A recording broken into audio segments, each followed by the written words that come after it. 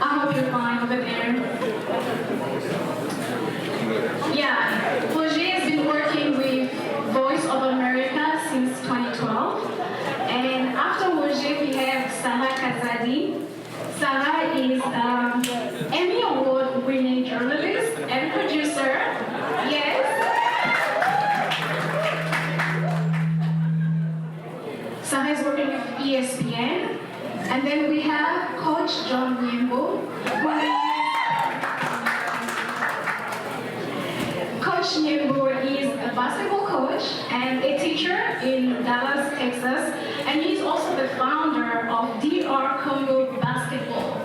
He's an organization that is working to develop Congolese basketball. And at the far end, thank you.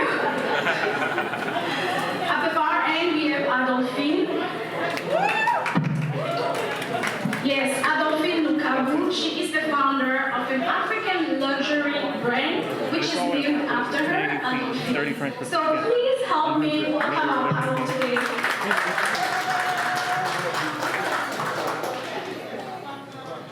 All right, let's dive straight into our conversation today. I want to start with you, Adolphine. You work in business and fashion, and I know that online strategy is very important for the work that you do.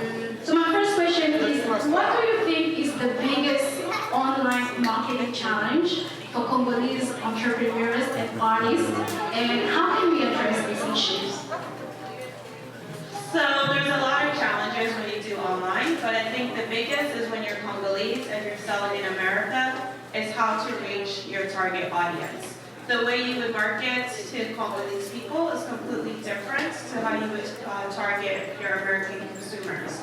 So you have to look at your metrics and see who your buyers are and target that way. So for our business, we target towards an American lens because the Congolese people are not really our consumers here. We have stuff that we make in Congo, and that's sold through WhatsApp. There's no online website or anything like that, because that's not how it works back there. But here, our media, our reels, our YouTube videos, which I hate doing, all of that I hate, but it's what you have to do when you're in business, is towards our American consumers. And since we are higher end, our consumers tend to be older, like moi, so 35 to 55. So you want the young people to follow you and target them, but they're not buying. So you have to take away the popularity contest and focus on people that are going to consume your products. Great, so you touched on WhatsApp, and so my follow-up question is, what technologies or online platforms have had the most impact on promoting your brand? For me, it's our blog. Our blog is the cheapest conversion to consumers. I know everybody's obsessed with Instagram, TikTok. My daughter loves TikTok, all that stuff. But the amount of money it costs, on average, you would spend in advertising $450 to $600 to get a customer, right? And if they're buying a $400 product, you're at a loss for $250. My blog, I write about what we like, our travel, what I made for dinner. People follow it, they comment, they ask what the plate's from or what the design is, and they buy, and they comment, and they stay a consumer. And that doesn't cost me any money. I don't need to do Facebook advertising. I don't need to do a lot of social content. And that's my best customers. And they keep coming back. And for me, blogs, old school blogs are the way to go. I know everybody likes Instagram, but you make no money on Instagram. Coach Nyembo, how about you? What platforms have you used to promote your work that you do in basketball? I would say myself was Instagram. Instagram has allowed me to connect the whole world Congolese basketball. We started about 6 or 7 years ago, and I was just, as a fan of basketball, as a fan of Congo, I would just highlight Congolese basketball worldwide. Let's say Nicaragua, University of Texas, from Toronto, and I had a profile of my family. And then with that profile, then other players would contact me to be on my website, on the Instagram page. And through that, the Congolese Federation then contacted me about the database of players. So we sent, I think, 250 players for the Congolese Federation. And the 2017 team that competed in the Afro-Basket tournament, out of 12 players, 10 players from my database. And then the following team to 17, 18, 19, 20, 21, I would say about 95% of the players on the roster were once featured on our page. And then we extended to coaches and referees and individuals who love basketball. So for me, I would definitely say Instagram and Facebook, but mostly Instagram. Being online means engaging with people, right? And so how does one develop a positive audience engagement online? I would like to start with you, Roger. Well, thank you for the question. I have a first question to ask you. Why are we eating? Everybody else is eating. Yes. Just a joke. Don't come for me, speak to Laura.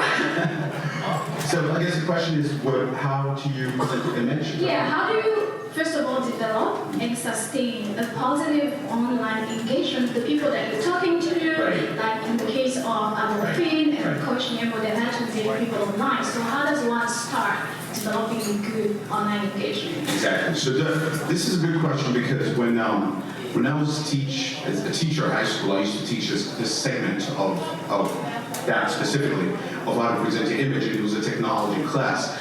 We need, as a Congolese, in the diaspora, we need to remember all the time that whatever we do online is being seen worldwide. Whatever we put out there, and as business people, whatever, media people, whatever we're doing, technology, we need to really be careful on what we post out there. So you start by thinking about your brand or your product or your image. First, you sit down and start to think about what you want people to see. Because once it goes out there, it goes viral. Everybody's going to share it. Everybody will see it.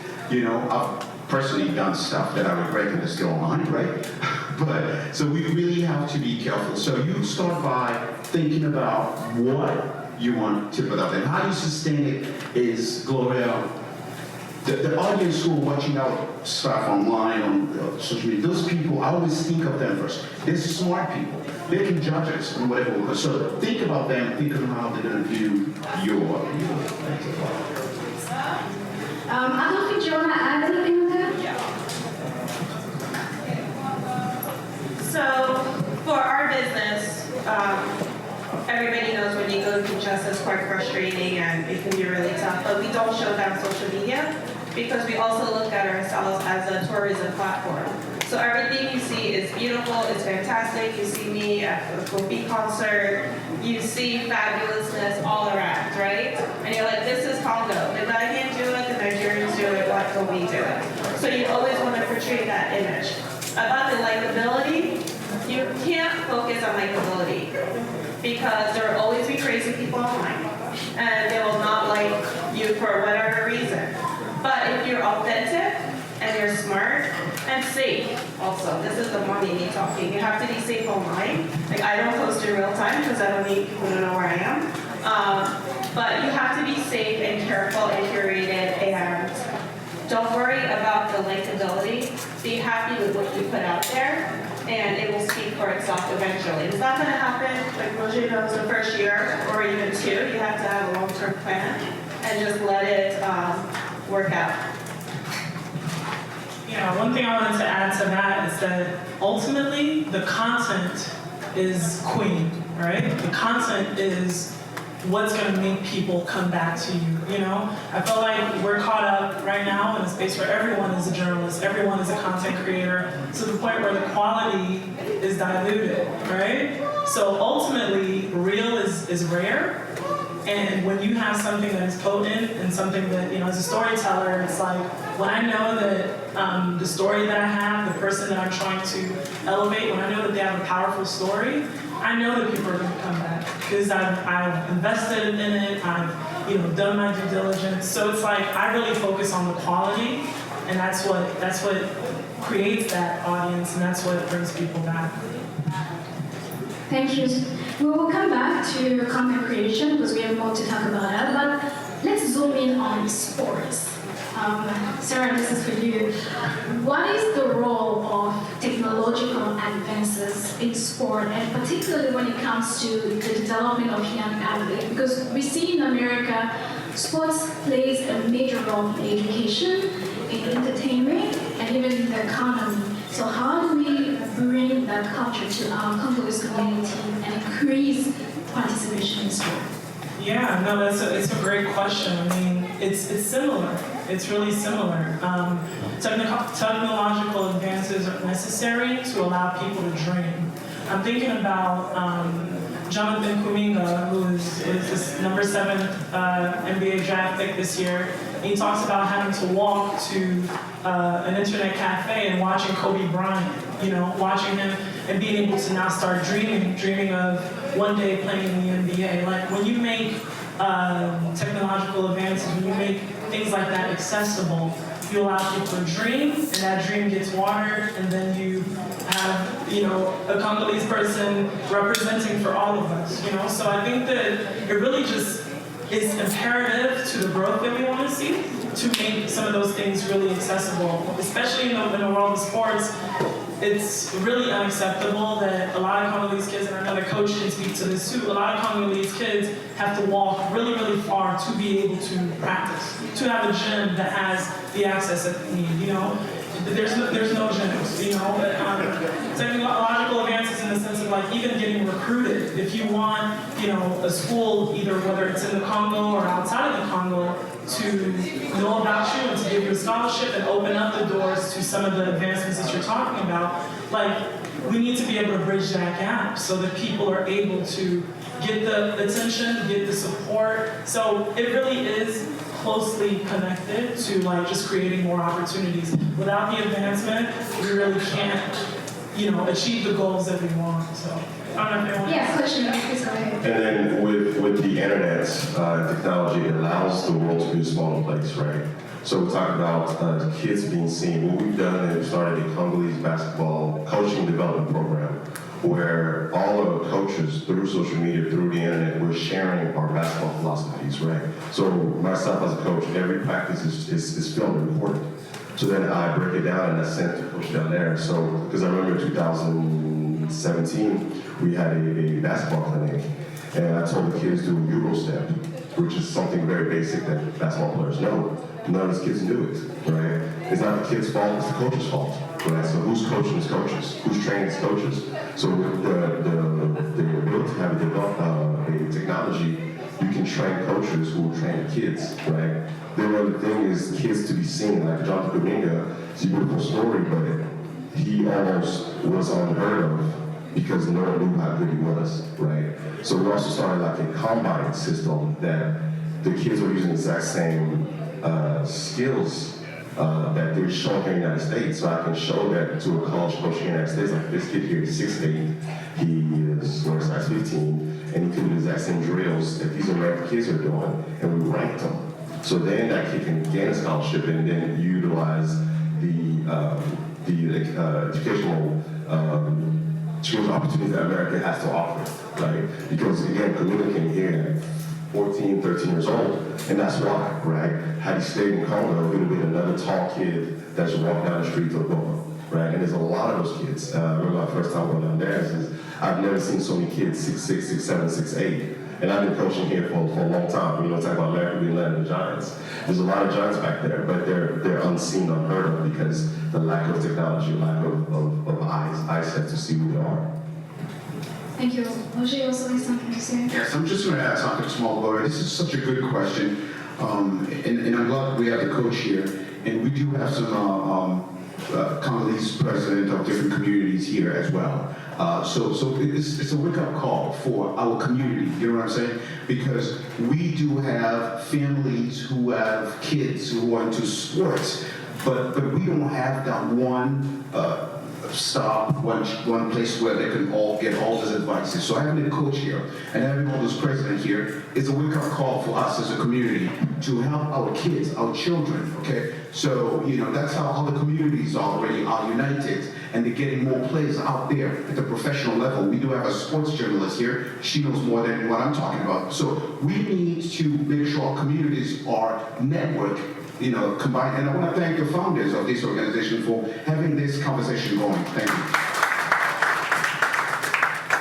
Thank you so much. One more thing on sport.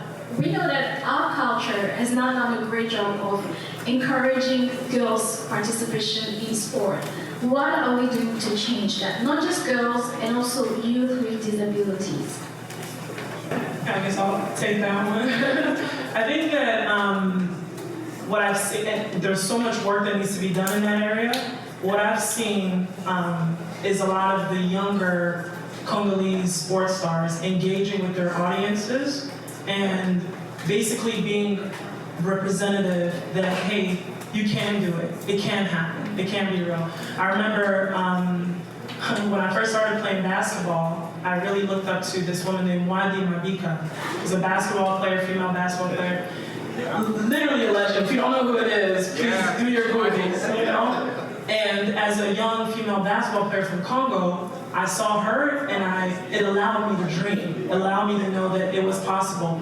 And then my uncle got me tickets to go to a game and see her. I run up to the sideline because she's warming up. You know, I'm like, this is a legend in front of me. I see her, I'm like, Wadi, that's Luca, just like that. And she's like interacting with me, and like it made the dream real, you know? And that's what allowed me to pursue it and be able to use basketball to open up some doors for me. So it's just like, number one, allowing people to dream, and then number two, really putting value in sports. Like, yes, you mentioned young women, young people, putting value in sports on a societal level. Obviously, right now, it's more of like, you know, sports are a healthy distraction, they're engaging and stuff, but I think that sometimes we forget the value in sports as far as like developing character and leadership. You know, as a young woman, being able to partake in sports changed the way that I view the world, changed me at my core, you know? So it's like, these are things that if we as a society collectively uphold the value of sports, the value of teamwork, and how it can help shape healthy and whole human beings, I think that we can start seeing that change. We can start seeing more people investing in young women or in people with disabilities and all young people, you know? Sports are incredibly important to a healthy society. Sports builds character, and I was blessed to coach girls and girls. They're probably going to be upset, but I have 3 girls that I coached back about 10 years ago. Can I please stand, please? So,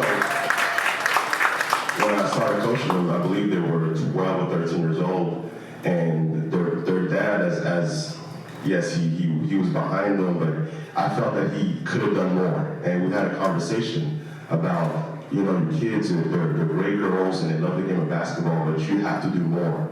And in the very next practice, all 3 of them have brand new shoes, and their dads will drop them off on time, and now all 3 of them have master's degrees, right? And not because of me, but because of the investment that we placed, that basketball allowed her to understand, like the life lesson that you learn in basketball practices, the life lesson that you learn in dealing with coaches, dealing with referees, you can apply that in every other aspect of life.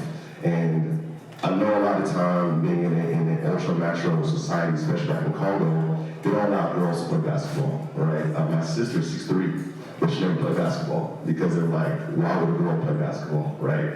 But these girls, once they play basketball, once they fall in love with basketball, then they can use that to become journalists and other great things, and that's what we need to invest in the youth. America's done a really good job in allowing their young, especially African-American athletes, to utilize sports and education, right? All these NBA players all went to universities, and the ones who didn't, they went to really good high schools because they could play basketball, right? So they'll probably not go to to Duke, but he went to St. Vincent St. Mary's, a nice, good Catholic school in Akron, Ohio. And these initiatives, we have to bring those back home. And not only boys, but boys and girls. And it's very, very important. It's imperative that we invest in youth. Congo is a very young nation. I believe over 50% of the population under the age of 20, right? So that's a lot of young people. But what are these young 10-year-olds going to do in 10, 20 years, right? We talk about the rise of Shege's, the rise of Kalunas, because there's nothing to do, right? I've taught here in the United States in Title I schools, right? Poor schools, and those kids are joining gangs. The kids are doing these things that are not good because there's nothing to do. So they're going to join. They're going to be part of something, right? And then I know in Congo, the reason why a lot of people play basketball, because basketball is a poor man's sport, right? When they're out there, they don't go to school, so they hang around the basketball court and, okay, I want you to play basketball. So a lot of these kids that we helped out, they really never been to school. And we need to invest in the youth, and we need to invest in bringing more initiatives, because those young kids in 10, 20 years are going to be doctors, professors, and engineers, and whatever trades that will help the country positively. So today we're talking about technology. So technology has brought us a lot of good things, but also some bad ones. And one of those negative impacts of technology has been the spread of disinformation on social media. I don't know about all of you, I don't know if you've seen these videos going around, people trying to stick spoons and knives on their bodies, saying that the vaccine has made them magnetic. I had to get on Zoom to do a live demonstration for my family just so that they can see that nothing sticks on your body when you get a vaccine. So there's a lot of weird things going around there. How do we fight the rise of disinformation in our Congolese communities, in our WhatsApp groups that we are part of, and in our Facebook groups? How do we fight that? Well, that's a great question especially for our community. I don't know about you guys, but I get a mental breakdown if I see anything that's wrong. That's not true. So I think we should develop as the Congolese Diaspora develop that when you get this information, don't just trust or believe it. Anybody, as somebody was saying, as Sarah was saying, that anybody can become a journalist nowadays, right? So, and they can post anything, and they can say, okay, Roger Muntu is now the president of Congo, and there's some people who believe that, right? Automatically. So you have to have your own judgments.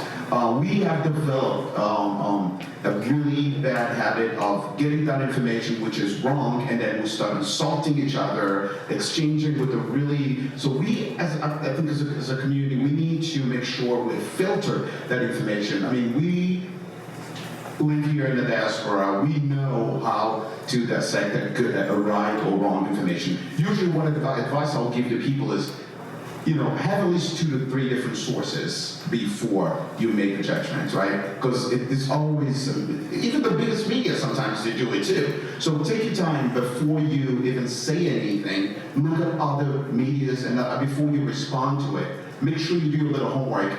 Now with the internet, I mean, it's a super highway, so anybody can post anything and say anything.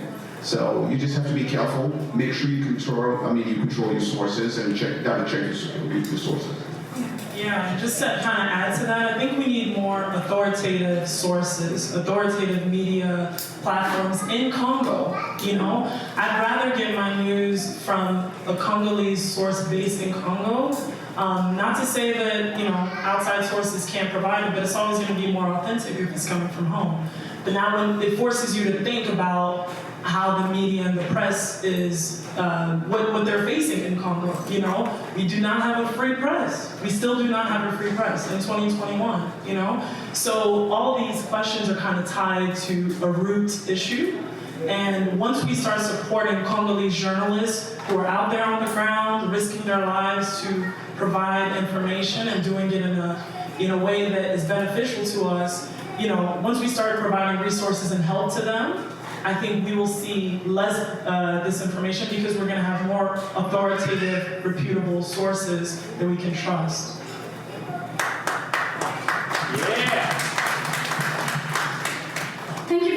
that point, Sarah, because I studied journalism and I went to the DRC when I was doing my studies just to see what we're doing on the ground. And there are a lot of people who have the passion for the profession. They're doing everything, but they just don't have the training. And I think us in the diaspora can do more to support journalists back home. Yep. Yeah, we have to invest back home, whatever we do, right, in our Whatever our fields are, like my field is education and basketball, and that's the investment the seed that I'm planting in Congo is each individual can plant their own seed, right? And I'm not gonna go into fashion, that's not my thing. I'm not going to business or technology, but what I know and I'm strong at in investing. So the journalists invest in Congo, support the young Congolese journalists who's trying to do something, buy him or her a camera.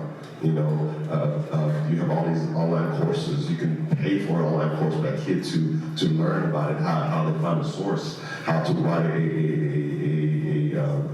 journalist a paper. If you know young kids who are into movie making, well, help them out. How this is the format that you need to have, and that's the investment that we need to have in all the different fields in Congo. Because again, it's a lot of people. A lot of kids. They don't really know how many people live in Kinshasa alone, right? They said between 10 to 20 million people. You can't have that gap of 10 million people that you don't know you can account for. So it goes back to investment in all those fields: education, technology, media, medical, business, and that's the answer to it, I believe so. Go ahead. Gloria, I'm in the middle of Kinshasa, so they invited me to speak in front of 700 students in the biggest journalism school in Kinshasa, IFASIC. So I'm standing in front of those students. They start screaming and yelling at me and throwing papers, and go back where you come from, and things like that, right? So yes, we need to invest, but we also need to understand. So I just stood up and watching them and throwing papers at me while professors were standing right behind me, right? So, and the professor like, Mr. Muntu, we're sorry. I'm like, no, it's okay. They're students, it's fine, it's all right. So I'll just stay quiet until I'm just looking at them, throwing papers at me, go back where you come from, blah, blah, blah. But then when they finally calmed down and I started talking to them, telling them, look, you guys are in one of the biggest journalism schools in the country, if not in Central Africa. You need to understand who you are. I'm not better than you because I work for Voice of America. No, you guys probably have better journalists sitting right in front of me than I am. We colleagues here, so we exchange, So then you can tell, and then suddenly quiet down, and then they start listening, and they were really perspective, because they always have that mentality of thinking that, everything that comes from the West is coming to tell them what to do or teach them, so they already have on the defensive, right? And I understood that. I'm like, no guys, we're colleagues here. So they somehow need to, as the coach said, to invest and nurture kind of with them and talk to them with respect, because they deserve that as well. But we also have to understand that they work in different conditions, as Sarah was saying. So that is so true. They are very defensive, but I take a different approach. I come from a finance and sports world, so I played sports and to college. And I run my business as a dictatorship in Kinshasa. I have to, or else nothing gets done. It's my way or no way, and you're gonna do this, and you're gonna show up on time, and you're gonna do what I say when I say it. Because if I don't, nothing gets done. You ask for malachite ring, you get a bronze ring that's crooked, right? You ask for a shirt in this color, green, they give it to you in orange. But that's so part of training and investment. So with my team, I'm like, look, we're gonna do this American style. You're gonna get to work at 9. You don't leave, I don't care how bad the day is. Oh, Mama, I'm not your mother. I'm your boss. I pay you on time. You get direct deposit. You get health insurance, you get l'argent pour transport, you're getting married, they do it all, but you don't show up on time, and you don't want this, next.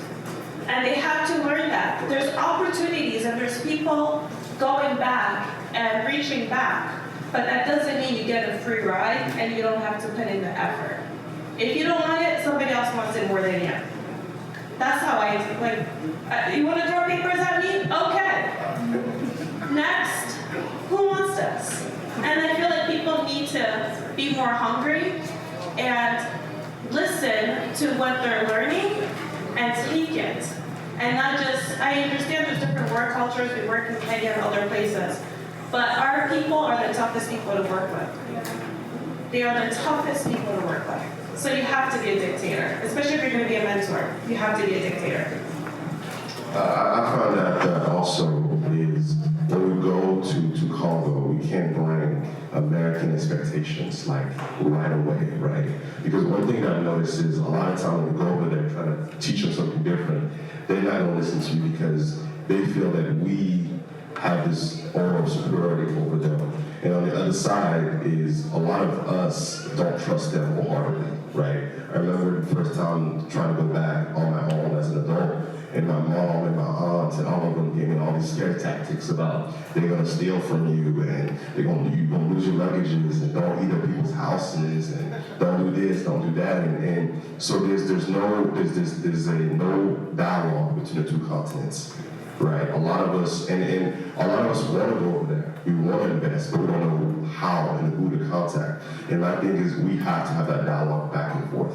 That's what we need to have on both sides of the continent, and that then will allow us to understand our differences and then embrace the differences and bring what we want to bring over there. That's because what she's saying that happened to me, and I was so frustrated about why is everybody so late? Why they're not doing this? Why they're not doing that? But I had to learn it's a different culture. But if you work with us, these are expectations, right? And if you have to meet this expectation, but also I will listen to you and I will meet you halfway to see what I need to do. Like she said, she get things that over here I don't get paid. They don't pay me for transportation, but over there in Congo, I have to do that. And these are the things that we have to do. Not I'm going over there and no, this is how things done in America. No, we're going to bring things from America, but also we're going to embrace the Congolese culture. And I think then they will listen to you because they like to get paid non-time. They like to eat like these things, and then us on our side, we're gaining, we're accomplishing our goals. So we're winding down here before we start taking questions from the audience, but I want us to go back to media, online media. There was a lot of talk earlier on today about social media presence. What are we doing on social media? Why are we not visible? So this question is for Adolphine. Who should monetize their content? Because that's what Americans are doing, making money off YouTube, Instagram, and all these places. Who should monetize their content? And how do you know that my content, my brand, my product is ready to be monetized online? So like Sarah said, you have to have quality stuff. And I'm a money person, I'm finance, wealth management, money is my thing. But you also have to be realistic. Most people will not be able to monetize. I have a cousin that does, a YouTube video, talks about politics, boom, all that stuff. He gets like 10,000 views per video, and sometimes he'll do live and people donate. But he really, at the end of the day, when you see how much money he brings in, it's minimal. It's nothing, it's zero. So you can't go on Instagram or Facebook or Pinterest or all those things with the hope to monetize. You have to have a strategy, you have to have a vision, you have to have an idea, and you have to know who you are. And people, like Sarah said, will be drawn to that and the quality. And once you have that, and you have so much, and you have a way to do that consistently. That's the thing also with social media, it's a full-time job. That's why I hate it. You have to constantly do content. You constantly have to be putting things out. Constantly have to beg people to invite you to things so you can have pictures and videos. So it's a full-time job, but the money is not really there. The people that monetize it that I know were writers, who are already in fashion and already had the network, and then they're able to get things and use that to monetize their product. So you have to network outside of social media. You can have 5,000 followers and monetize it, do really well, and get money on contracts, as opposed to somebody that has 100,000 followers. So the outside networking, talking to real people and meeting people will help you monetize your online business. Awesome, thank you so much. So we'd like to open this discussion to the audience. If you have a question, Just raise your hand. Jim is going to get the mic to you.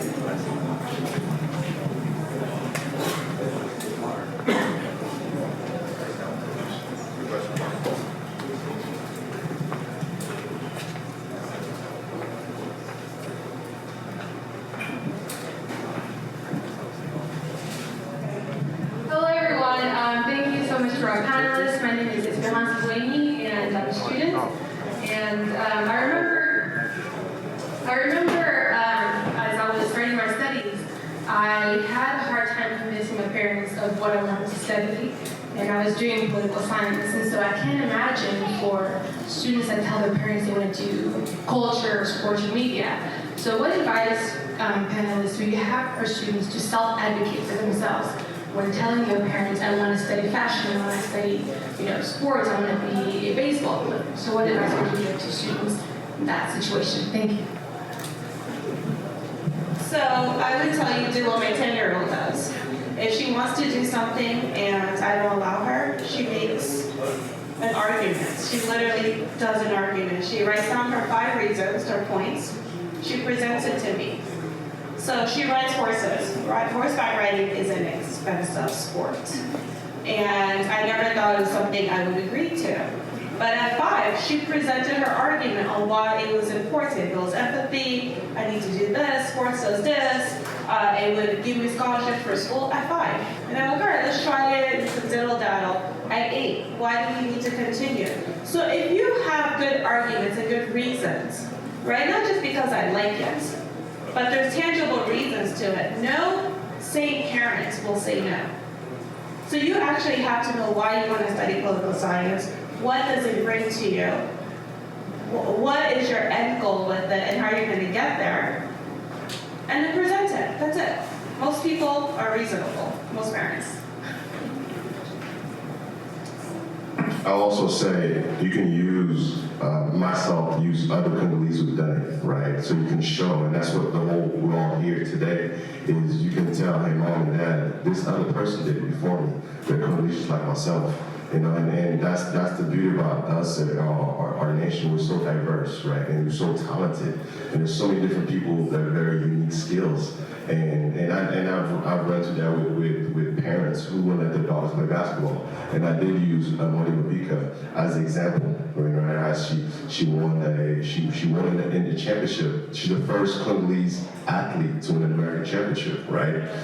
She's done so many things, and so when you show that to other young girls, it's okay. Well, my daughter could be like that, And I think that's what we need to do, and that's what we need to network and be out there, right? I live in Texas, where there's a large Nigerian population. So every time you talk about African, they mention Nigerians. Well, Nigerians done a really good job of marketing Nigerians, right? Marketing Nigeria. So you look at Nollywood, right? Nollywood is a big promotion tool for Nigerian TV. So for Nigerian actors. So if you're a young Nigerian girl wants to be an actress, well, she can show with Nollywood. Versus on our side, if you want to be an actress, you don't have as many nice Western-like movies that you can showcase. But again, there's a lot of us that can do that, and you just have to invest, and you could be that first person to do it. I know me, my father for many years was like, basketball, bring me the money. What? Okay, that's nice. That's really nice. I play basketball, and I see what you're doing, but you have a family. My last trip, I went back in 2020 during spring break, and we just had left the presidential home after talking about our projects and everything. And my dad said, first time in my whole life, I'm proud of you, son. This is great. This basketball thing will be great. But because then he saw, right? And he saw that you can do it. So you could be the first to do it, and then you could be example for others. And again, we're very talented, believe in yourself, and continue on. And I know that our culture sometimes will halt a lot of our people don't want to be things other than pastors and politicians. But you just keep at it, That's my advice. Can I add? Coach, can I add? That's it before you get on, I'm sorry. So you asked a very good question about if you want to get into art and how it has an effect in the community.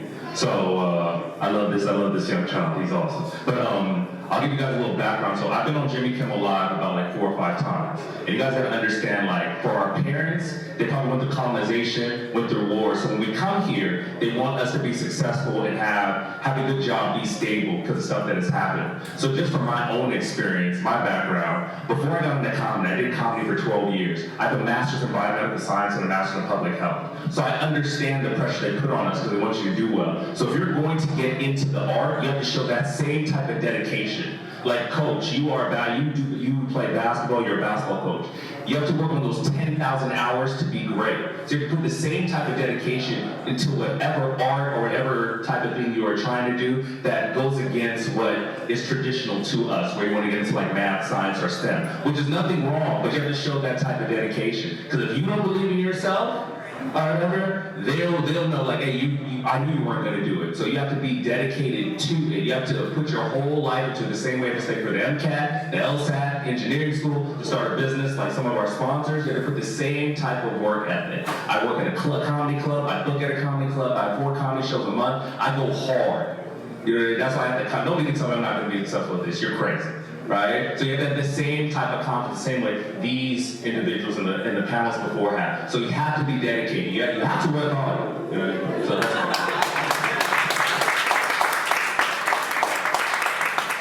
Now, it's so crazy that he added that because that was the point I was going to make. The idea of like investing so much in yourself that your confidence cannot be shaken. I experienced it 2 times over as a female basketball player, telling my parents like, hey, I kind of like basketball, I kind of want to keep doing this, you know what I mean? As a woman playing that sport, even as advanced as we have become, it was still a difficult conversation for my parents.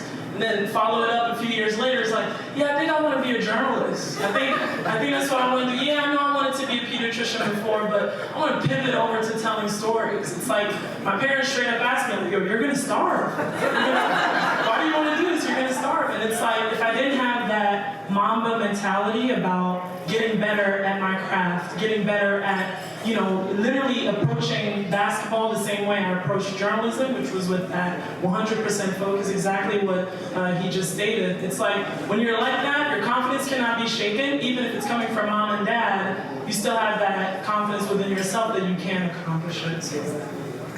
Experience, right? Is that experience? Yeah, that's a great question. And I'm a parent. I have 3 daughters, and 2 are in college right now, and 1 is at home. She's 14. So the middle one, who's just joined Boston U, came to me, and she's the A daughter. She get A's all the time. If she get a B, she's sick. She want to get an A all the time. So she comes to me. She's like, Dad, I'm going to college, and I want to do dance. And as a Congolese parent, dance. Alright? So we got that from our parents. We don't live in America, but we got that. I grew up in Kinshasa as well. So we got that from our parents. Because, if you're probably younger, you don't remember this, but for the older folks who are here or in Congo, we know what Théâtre de Chez Nous is, right? And when we grew up watching those Théâtre de Chez Nous, no parents want to see their kids being Omangomo, Okwebi, Mama Bolimo. Those don't exist, right? But if you do it here in the U.S., we have an actor who just spoke right there. We need to see the dedication, as my other colleague here just said, right? If you have to stand for yourself. So my daughter came to me and said, I want to be a dancer. I'm like, whoa, hold up, we need to talk. How do you pay all this? I'm not paying all this money to college for you to go and become a dancer. She said, no, Dad, but guess what? I can do this. I can open my own business. I can be a. I'm like, whoa, hold on, that's right. You can actually be. All right, so let's agree on something. You want to be a dancer? Fine. You're going to do 4-year college of your dance, whatever. She's some conservatory school in Boston. But guess what? When you're done, promise me that you're going to do an MBA. You see what I'm saying? So I spoke with my kid like that, trying to show them that there's opportunity. If you want to be a businesswoman doing dance, well, also have like a business degree on the side, right? So it's make sure you stand for yourself. That's what my daughter did, and made me think as well. So my advice to you and all the other young folks who are here, if you want to convince your parents, we know our Congolese parents, we know how they are. So just make sure nicely, you know your parents more than we do. You know Mama, when to talk to Mama, when to talk to Papa. Don't come in the middle with he or she's mad. Mama, I want to be on my railroad. Thank you so much for that. We have time for just one more question. If somebody has a pressing question, let's take it. That's a bold child right there. So, hi, and thank you so much for this awesome conversation. I do have a question about misinformation online. I am a COVID scientist, and we should talk about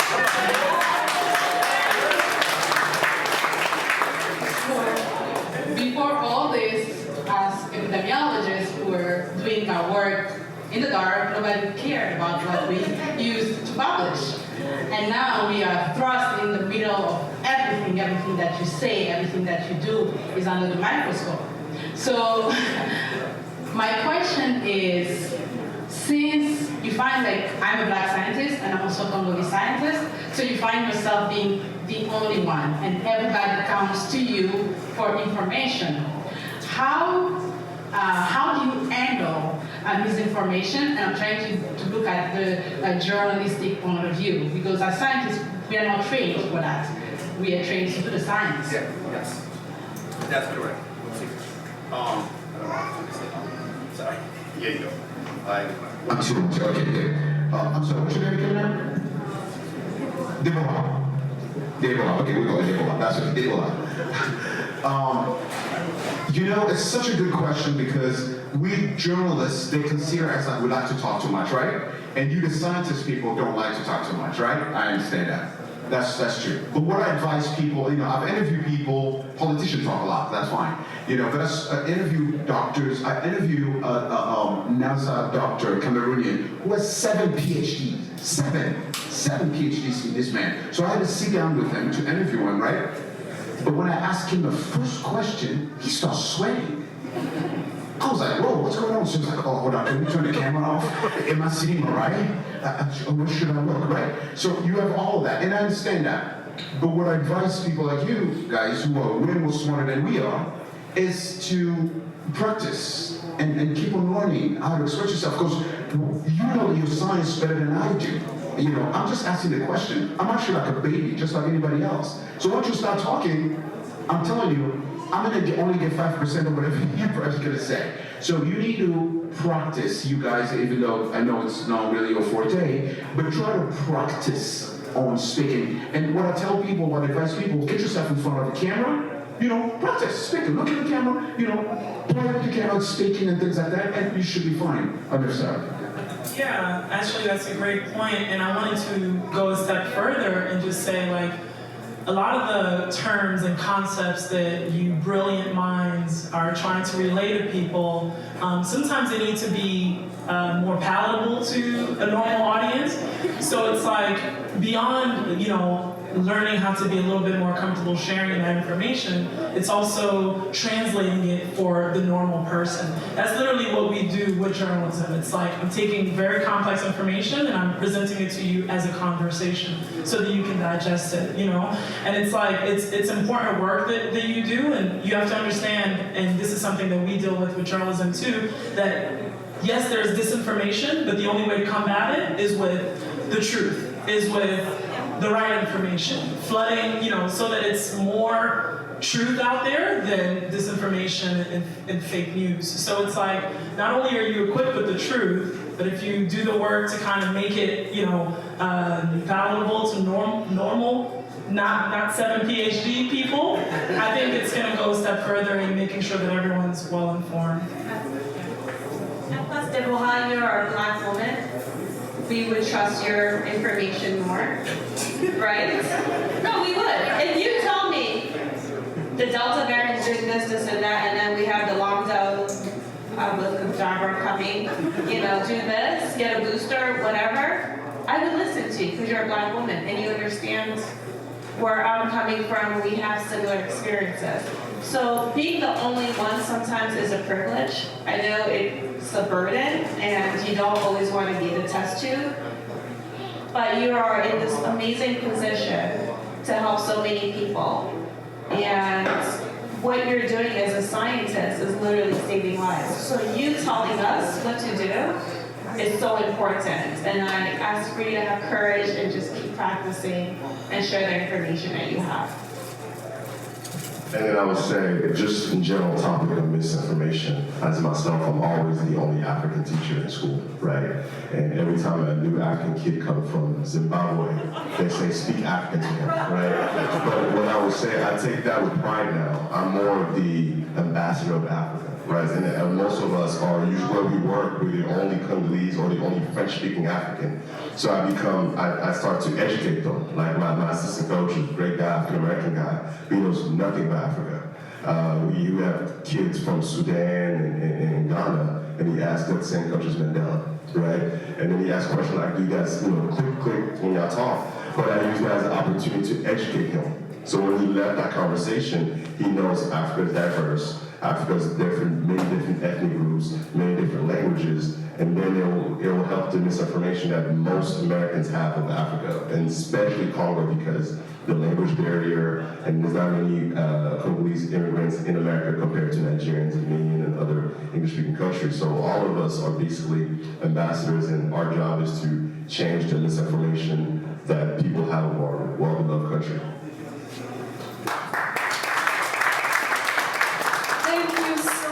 Adolphe, Coach Nyimbo, Sarah Roger. What an amazing panel. Can we appreciate that? Thank you very much. Over to you. Okay, yeah, let's give him another round of applause right there. Culture, sports, and media. So we'll start in the next 4 minutes. 3 minutes for the next panel, which will be, hold on. I'm sorry, I'm so flustered. Business and entrepreneurship in the diaspora. I can read. No, I can read.